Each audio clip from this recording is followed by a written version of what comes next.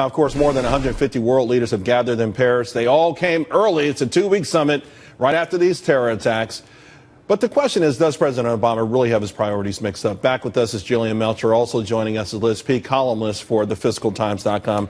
Liz, hey, listen, again, if you believe that the Earth is in danger of getting 1 degree warmer over the next 100 years, and that's going to destroy all life on the planet, it still wouldn't be as urgent as what we're seeing with respect to ISIS and America's direction, 18, 20 trillion in debt. I think there's some things that are more visibly more worrisome. Really? Do you? Just a couple. Yeah, but here's what's urgent. The legacy of President Obama is urgent in his mind, and he can fight climate change. He doesn't know how to fight ISIS. So if you were President Obama, which one would you loft out there as being the biggest threat? Obviously climate change. And, you know, look, he is trying, he's going to Paris to reestablish himself as an important person on the world stage. He has been diminished by the utter collapse of our effort up until very recently in Syria, by being belittled by Xi Jinping, by Putin, by nearly everybody else on the world stage in one way or another.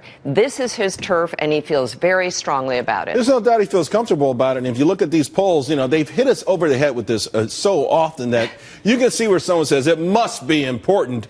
Yeah. But again, when you start to talk about priorities, it really feels like, come on, give me a break. Sure. Well, the hidden story with that polling actually is that the number of Americans that think this is a foremost problem is actually on the decline.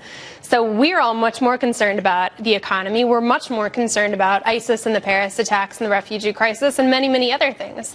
But I think what's interesting about this right now is that even if this is an idea where President Obama thinks that he can succeed in foreign policy, he's not being successful. The two things that he cited today, first of all, Keystone XL, by the way, killing that ended up being a more carbon-intensive decision than allowing it to happen. Yeah. Second of all, he's talking about the Clean Power Plan, which, you know, the hidden story there is that it's going to affect climate by 2/100ths of 1 degree by 2100. 3 sheets of paper is the effect on ocean warming. He's not really doing much about this. But it's not effective. And sadly, his leadership, I mean, which presumably, to your point, comes down to having encouraged the head of China to agree to a goal of peaking emissions in 2030, is so idiotic. They can run it up anywhere they want between now and then. Yeah. They can blow it out of the water, right. Use all the coal, use anything you want. And they are. But you got to peak at 2030. That's exactly right. You know what else I think, guys, and people don't talk about this? He wants this so bad. It's just like the Iran deal with the nuclear stuff, that they've got him over a barrel. These small nations are now demanding more money from the West. Yeah. They're saying, hey, you know what? You want us to play ball? Give us more.